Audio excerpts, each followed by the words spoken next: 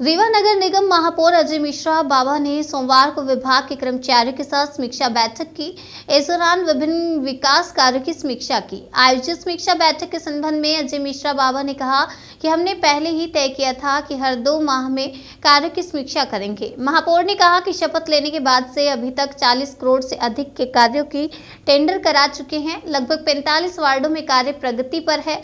समीक्षा बैठक के दौरान जानने की कोशिश की गई कि किन वार्डों में कार्य शुरू हो गए हैं, किन में अभी तक नहीं हो पाए, जिनमें नहीं हो पाए हैं तो उसकी वजह क्या है, साथ ही कार्य की गुणवत्ता क्या है। साथ ही महापौर ने कहा कि नगर निगम बहुत बढ़िया राजस्व की वसूली की है जो एक रिकॉर्ड है। साथ ही महापौर ने कहा कि जलकर विभाग की बैठक के दौरान पाइपलाइन और फिल्टर प्लांट के साथ साथ टंकियों के निर्माण के संबंध में चर्चा की गई।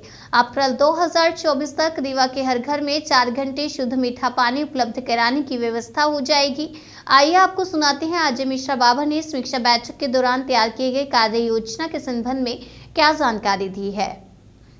समीक्षा बैठक ली थी अधिकारियों के साथ में, किन मुद्दों के लेके विचार विमर्श हुआ, चर्चा हुई और क्या आगे रणनीति रही? देखिए, ये समीक्षा बैठक हम लोगों का नियम था कि महीना 2 महीना में एक बार करेंगे और 1/8/2022 को जब हमने शपथ लिया उसके बाद हम लोगों ने अभी तक निर्माण के 40 करोड़ के टेंडर कराए 45 वार्डों में।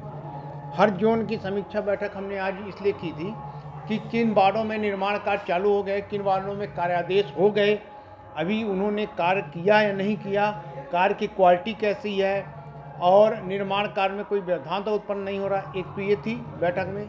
दूसरा, हमारा रेवेन्यू की वसूली अच्छी हुई। 4 तारीख को, जो पिछले 4 तारीख को हमने सिविल लगाया था इसी महीने में, तो उसमें हमारा 65 लाख के लगभग आया था और इस बार भी हमारा 24 तारीख को भी 65 लाख के लगभग आया। मतलब 24-25 दिन में 1.5 करोड़ की वसूली अपने आप में एक मायने रखती है नगर निगम में।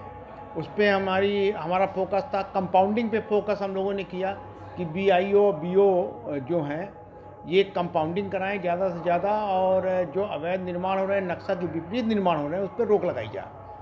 जल विभाग की भी बैठक थी। 158 करोड़ की हमने अमृत 2.0 पे योजना बनवाई है 2032 तक की, जिसमें पहले तो 14 टंकियाँ थी, उसको घटाकर 10 कर दिया गया है और 600 किलोमीटर पाइपलाइन है, 2 फिल्टर प्लांट है, एनीकेट है।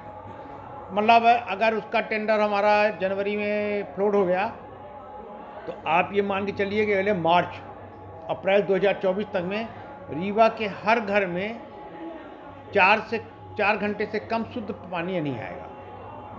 ये व्यवस्था लगे हैं।